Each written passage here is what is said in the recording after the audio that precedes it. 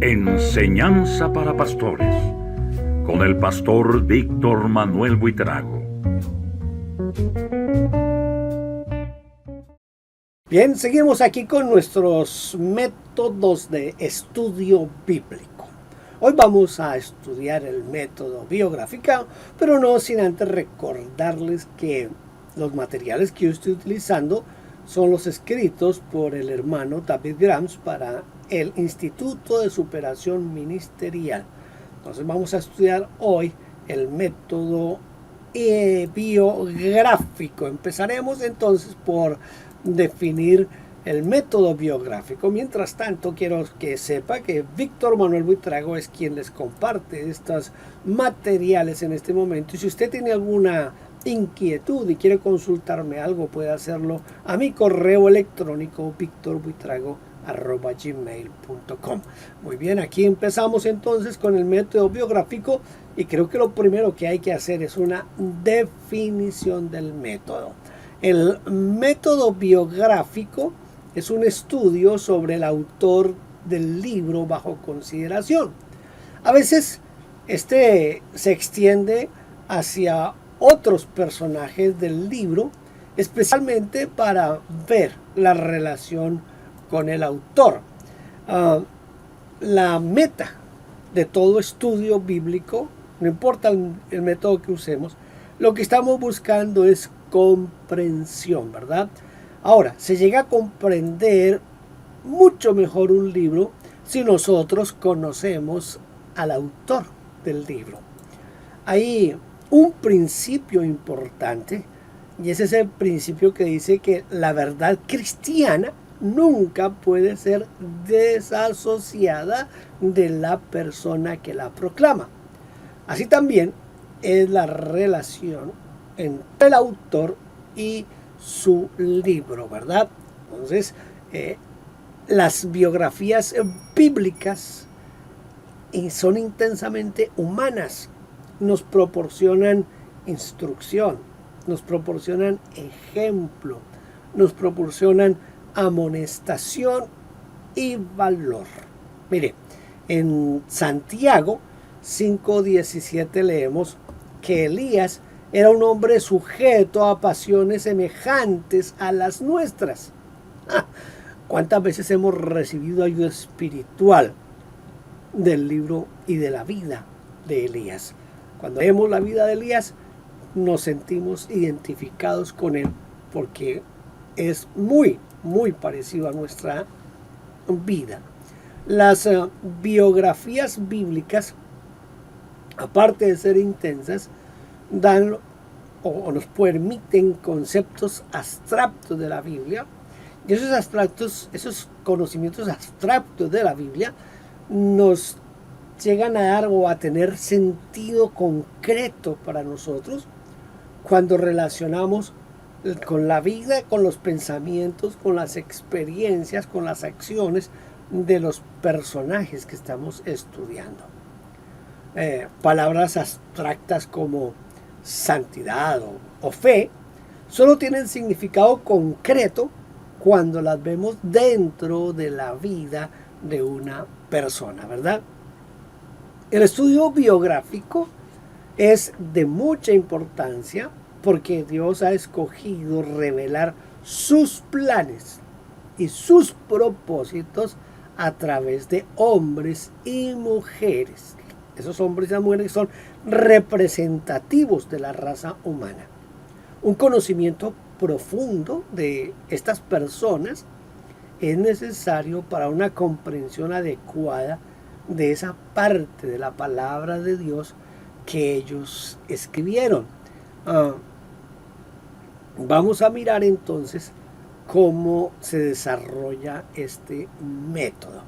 Hemos estado utilizando el libro de Gálatas, ¿verdad? En los dos métodos anteriores dijimos que íbamos a tener el libro de Gálatas como nuestro libro para estudiar todo lo que estamos estudiando de los métodos de estudio bíblico. Entonces, también hemos mencionado a Merrill C. Tenney, y Merrill C. Tenney en su estudio sobre Gálatas sugiere que este método, el biográfico, debe incluir. Primero, la reunión de todos los hechos biográficos que puedan hallarse en el texto del documento que nosotros estamos considerando. La comparación con este documento de todos los datos obtenibles de otras fuentes y el análisis cuidadoso e interpretación de estos hechos a la luz del tema principal del libro entero. Otro escritor sugiere que el método biográfico puede estudiarse de 3 diferentes puntos de vista. Miren, esto es interesante. La narración biográfica, la exposición biográfica y el argumento biográfico. Para los fines de este estudio, nosotros examinaremos estas 3 maneras. ¿Cuáles son? Narración biográfica, exposición biográfica y el argumento biográfico.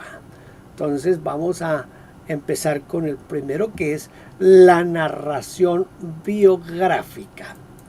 El propósito de la narración biográfica es descubrir todos los datos biográficos revelados en el libro que estamos estudiando.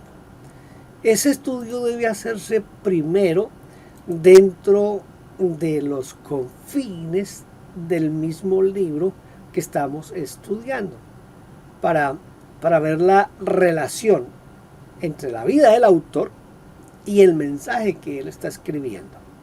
Después de haber terminado esta parte del estudio, entonces vamos a pasar a una investigación de material biográfico contenido en los demás libros de la Biblia. Y vamos a hacer para esto uso de una concordancia. Vamos a utilizar una concordancia. El siguiente bosquejo, muy sencillo desde luego, nos podrá servir de guía para el desarrollo de este método. Vamos a mirar. Yo les recomiendo que si usted tiene acceso a la internet y a un computador y a la internet, les recomiendo que utilice esta página que les sugiero aquí, miconcordancia.com. ¿Por qué? Porque usted le da allí a la concordancia el nombre de lo que usted quiere. Por ejemplo, usted quiere estudiar la vida de David y usted le da allí a la concordancia electrónica de la página que le estoy dando, le escribe allí David e inmediatamente le van a salir a usted todas las citas bíblicas donde aparezca el nombre David, desde el Génesis hasta el Apocalipsis. Es hasta donde yo he logrado estudiar. Es una página que es muy completa para no solo para el estudio biográfico, sino para otras cosas. Entonces yo le voy a sugerir que usted tenga en cuenta lo siguiente. ¿Qué es lo que va a tener usted en cuenta? Va a tener en cuenta el nacimiento y la temprana edad. Como estamos hablando de Gálatas, lo ideal sería conocer lo que es el nacimiento y lo que fueron los primeros años de vida del apóstol Pablo, hasta donde nos sea posible investigar dentro de la misma Biblia. Vamos a mirar los antepasados, vamos a mirar también el lugar y circunstancias de su nacimiento. El apóstol Pablo en algunas partes hace esa relación. Vamos a mirar la preparación, las experiencias y hasta donde sea posible, lo que sea lo más temprano de su vida, desde ahí vamos a tratar de investigarlo. Vamos a mirar cómo fue la experiencia de la conversión o del llamamiento especial de esa persona. Vamos a hablar desde luego de su ministerio. Y dentro de ese ministerio vamos a mirar la naturaleza de ese ministerio, las reacciones de otras personas en cuanto al ministerio de la persona que estamos estudiando y las contribuciones que ha dejado su ministerio. Hasta aquí está bien importante y bien interesante lo que tiene que ver con el estudio biográfico, ¿verdad? Luego pasamos a lo que es la evaluación del carácter. Es posible averiguar el carácter de alguien a través de la escritura, a través de la Biblia. Por ejemplo, si estamos hablando del apóstol Pablo, es fácil saber que el carácter de Pablo era un carácter más o menos, podríamos decir, recio, ¿verdad? De un carácter muy firme. Pero bueno, eso vamos a mirarlo ahora más adelante. Vamos a mirar sus relaciones, en las relaciones de esa persona con otros, especialmente con los amigos y con los que eran, si no amigos, por lo menos tenían cierta relación con él. También vamos a mirar las grandes crisis de su vida. Entonces, también sí podemos ver cómo reaccionó ante esas crisis que él tenía. Y como todo personaje, desde luego, vamos a tratar de estudiar lo que tiene que ver con la muerte. Siempre que estudiamos a alguien desde el punto de vista biográfico, tenemos que saber dónde y cómo murió, ¿verdad? Y las razones por las cuales fue incluido, todos los datos que obtuvimos de él, por qué fueron incluidos dentro de ese libro que estamos mirando, o en algunos aspectos de otros libros que también podemos ver para eso. Yo creo que hasta aquí no está muy complicado el asunto del método biográfico, ¿verdad? Está bastante manejable para nosotros. Entonces, sigamos con un poquito aquí de perdón. Al ir escudriñando el documento y buscando los datos biográficos, sería de ayuda usar papelitos o fichas y apuntar un dato en cada uno de esos papelitos o fichas. Esto va a ayudarnos a nosotros porque después de haber terminado, vamos a organizar todos estos papelitos según las categorías correspondientes al bosquejo. En muchas partes se consiguen unos papelitos que se llaman post-it. Son papelitos de colores que tienen un adhesivo que usted lo puede pegar fácilmente, ya sea a la Biblia o a una libreta de notas, y que después al quitarlo no van a dañar porque no se van a quedar pegados allí. La exposición biográfica. La única diferencia entre el método del método biográfico y el anterior es que, tomando los mismos datos conseguidos del escrutinio del libro, se les reorganiza en forma homilética. ¿Para qué? Para usarlos en la preparación de una exposición bíblica. Este método será necesariamente devocional, porque en su naturaleza es para eso, para que del relato de los datos biográficos la audiencia, la congregación, la iglesia reciba ayuda espiritual. Se puede organizar el material biográfico de dos maneras. Uno, la exposición narrativa, enfatizando ciertos acontecimientos en la vida, en la experiencia de la persona. O una exposición analítica, tomando en cuenta varias maneras de examinar el carácter de una persona. ¿Cómo podríamos nosotros examinar el carácter de una persona? Aquí hay unas sugerencias que son muy válidas y desde luego usted puede agregar otras que usted considere necesario para hacer un buen estudio biográfico.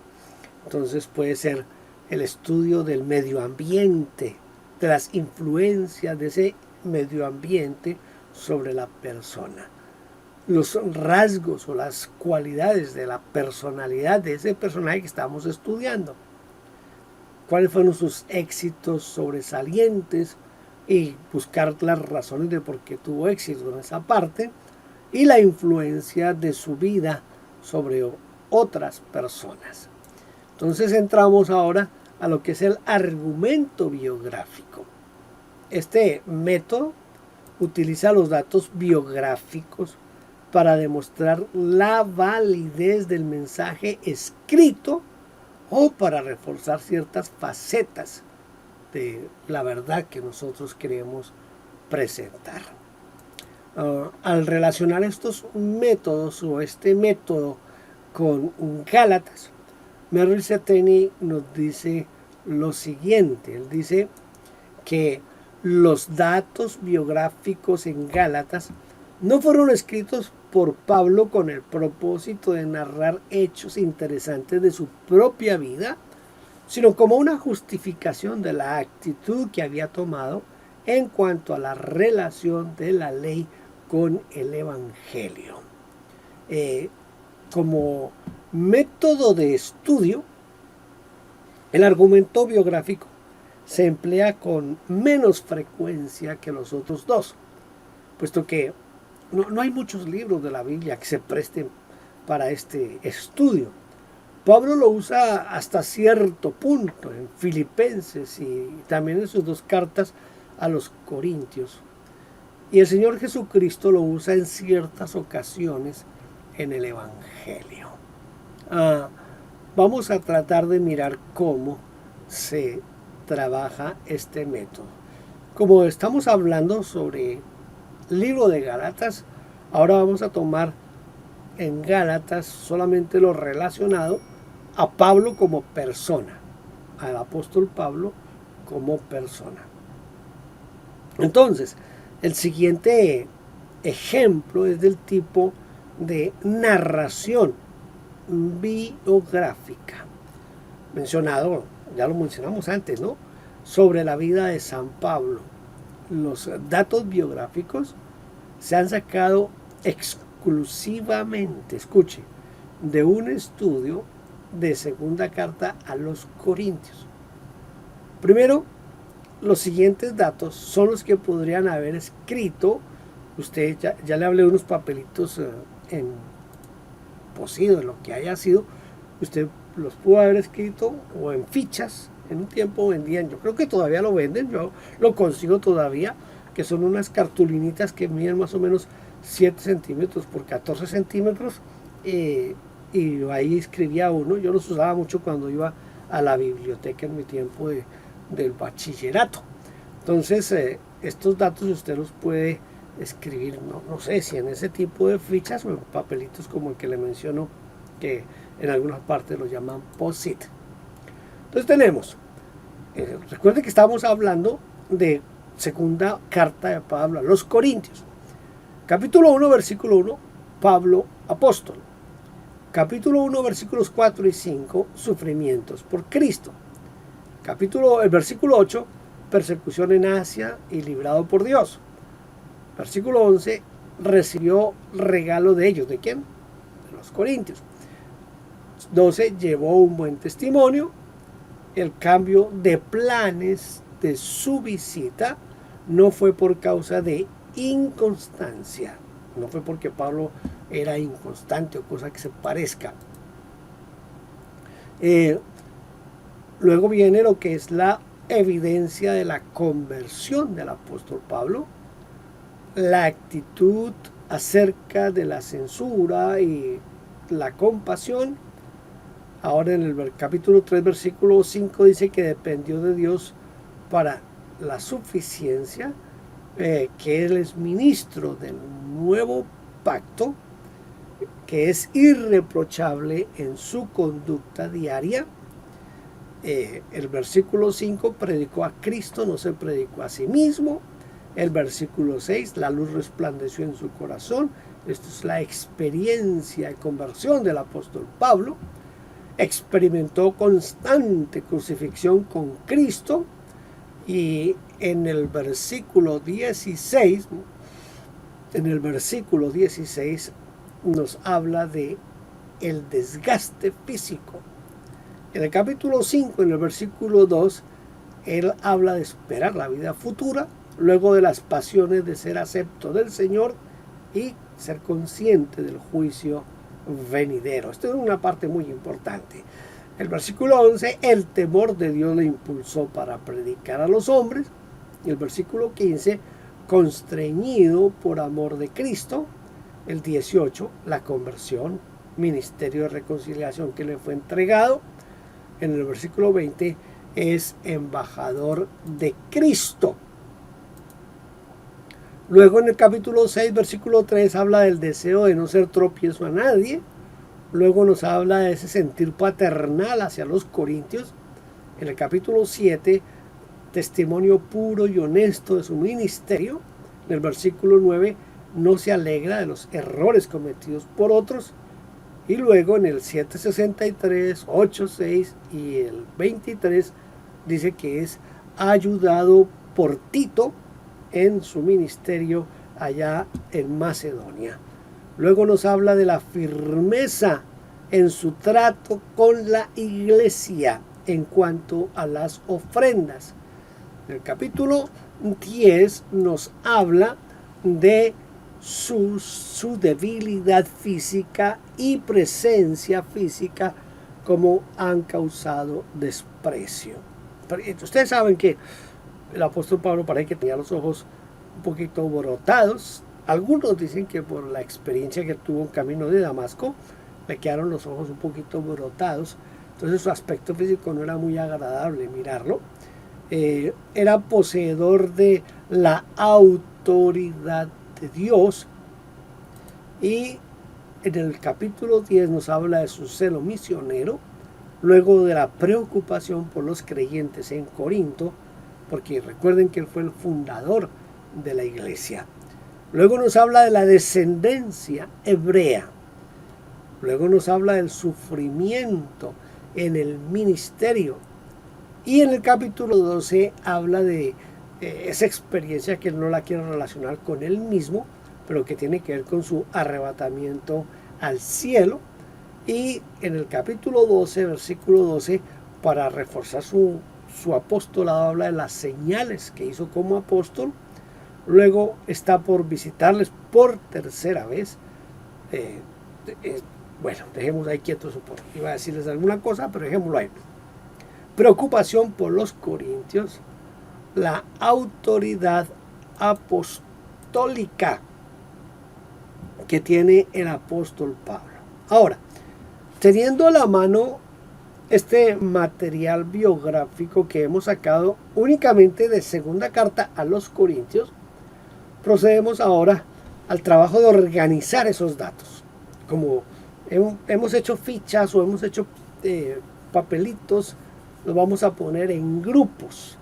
Cuando ya lo tenemos allí, entonces vamos a tratar de hacer un bosquejo. Aquí tenemos uno, primero que ya sugerimos allá arriba, y ahora lo que sería como ya ponerlo en la práctica, ¿verdad?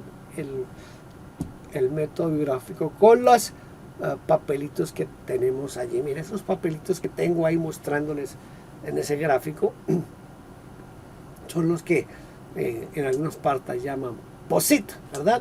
Usted los conoce. Entonces, primero vamos a hablar de la descendencia hebrea, que está entre el capítulo 11, versículo 22. Luego, en segundo lugar, vamos a hablar de la experiencia que tuvo el apóstol Pablo de conversión. Esa experiencia, él la da hay primero como una evidencia ahí en el 1:22, capítulo 1, versículo 22 y 23, en el capítulo 4, versículo 6 y en el capítulo 5, versículo 78. Luego vamos a hablar del llamamiento a un ministerio especial. Recuerde que cuando Dios habla con Ananías y le dice que vaya a orar por Pablo, Dios le dice a Ananías: ve, porque yo le voy a mostrar a este hombre cuánto le es necesario padecer por mi nombre. Entonces, el llamamiento de Pablo es un llamamiento muy especial en muchos aspectos. Entonces, llamado primero como apóstol, según el versículo 1, capítulo 1, versículo 1. Luego en el capítulo 12, versículo 1, dice que él vio al Señor, que es la experiencia que él no quiere relacionar con él mismo. Luego dice que obró señales de apóstol. Entonces, sí va la forma en que vamos llenando los papelitos, ¿verdad? Esos papelitos son los que nos van a dar a nosotros el bosquejo que nosotros necesitamos hacer o realizar. Luego hablamos de la posesión de autoridad, que eso está en el capítulo 10, versículo 18 y en el 13, 10. Luego hablamos de Pablo como embajador, en el 5:20. Luego hablamos del ministro de un nuevo pacto, que está en el 3:6. Y luego hablamos de las cualidades personales que nos presenta lo que vimos ya allá atrás, donde tomamos todas las citas bíblicas. Entonces vamos ahora a agruparlas, las cualidades personales. En primer lugar, recto en su conducta diaria. Segundo, sencillo en el habla. Tercero, humilde de espíritu. Cuarto, constante. Luego, amable y compasivo. Deseoso de ser aceptable delante de Dios a la luz de ese juicio venidero, ¿verdad? Porque aquí ame eso, del juicio venidero. Y él no se alegra de los errores de otros. Es débil en su cuerpo. Entonces, todo eso tiene que ver con lo que son las cualidades personales del apóstol Pablo. Ahora vamos a hablar de la relación del apóstol Pablo con otros, tomando solo como base la segunda carta a los Corintios, desde luego, lo que hemos hecho ya. Entonces, las relaciones con otros. Primero, firmeza y autoridad de apóstol. Tengo que parárseles un poquito firme a los corintios, ¿verdad? Acompañado por un aguijón en la carne. Eso es lo que nos muestra en el 12:7. Firmeza. Fue firme a pesar de los sufrimientos. Entonces, él tiene esa firmeza. Dentro de esa firmeza están los problemas en Asia, están los sufrimientos físicos y están los sufrimientos espirituales. Es impulsado por el temor al Señor, por el amor hacia Cristo. Estoy atrasado un poquito aquí en mis notas que tengo que poner para que ustedes las vean. El temor al Señor, el amor hacia Cristo, y en relación con Corinto, con la ciudad de Corinto, entonces decimos que el apóstol Pablo fundó la iglesia. Eso lo dice en el capítulo 11, ¿verdad? Luego dice que no fue sostenido por ellos mientras estaba ministrando en Corinto, porque él trabajó con sus propias manos. Fue ayudado por Timoteo y por Silvano o Silas. Andaba preocupado por los corintios.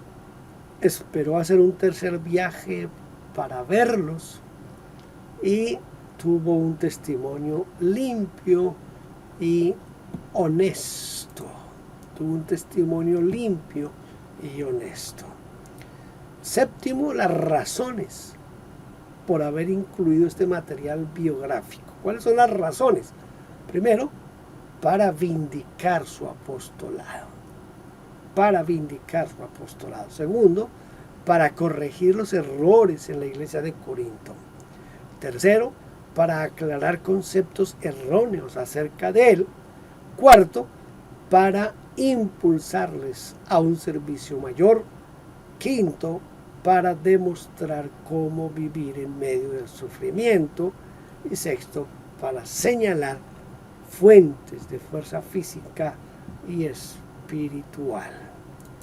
Ahí entonces tenemos lo que tiene que ver con las razones por las cuales se incluyó este material biográfico, que era lo que estaba pensando el apóstol Pablo para hacer esta parte de incluir esto dentro de la segunda carta a los Corintios. Tenemos actividades que hacer.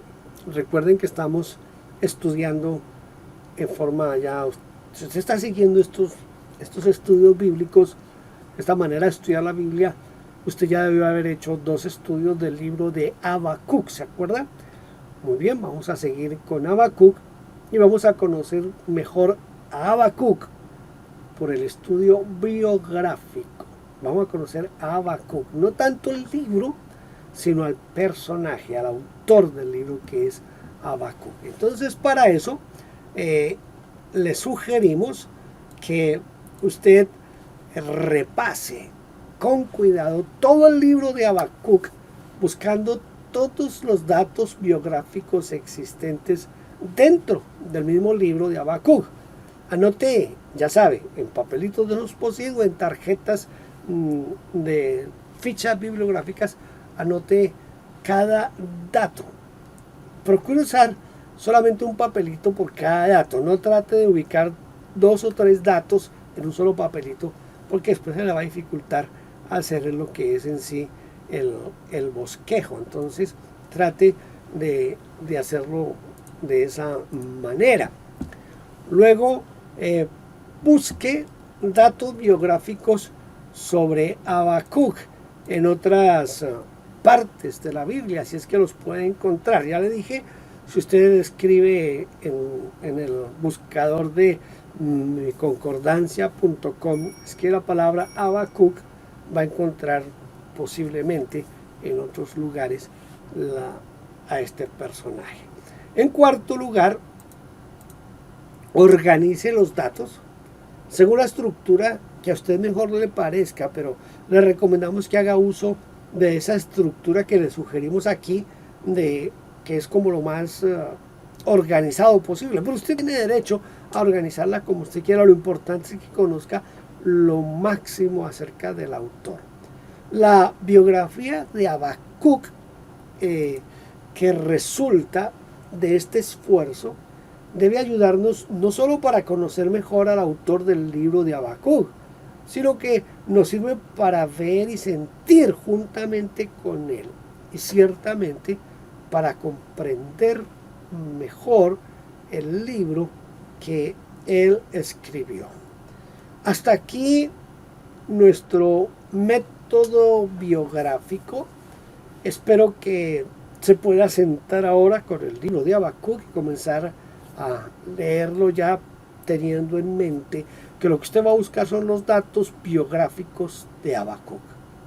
Cuando haya leído el libro, haya terminado de tomar sus apuntes, haya organizado los papelitos, ahora puede recurrir a la concordancia electrónica y si encuentra más datos de Habacuc, los va a copiar allí, los va a poner en eso. Cuando ya tenga todos los datos posibles, entonces organícelos en un bosquejo como para predicárselo a la iglesia, como para compartirlo con la iglesia y de esa manera recibir un beneficio profundo del libro de Habacuc. No se olvide que si tiene dudas, si tiene comentarios, puede escribirme a victorbuitrago@gmail.com. Lo espero para que estudiemos el próximo método bíblico. Dios le bendiga y éxitos en ese estudio de Habacuc.